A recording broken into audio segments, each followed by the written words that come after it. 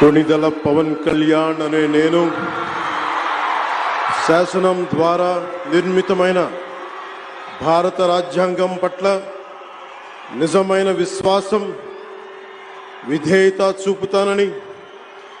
భారతదేశ సార్వభౌమాధికారాన్ని సమగ్రతని కాపాడుతానని,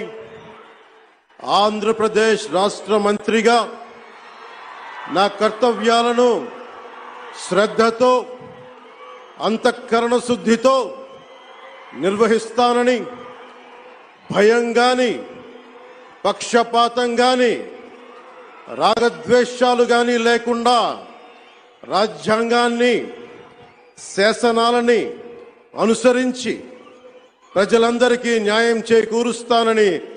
దైవ సాక్షిగా ప్రమాణం చేస్తున్నాను.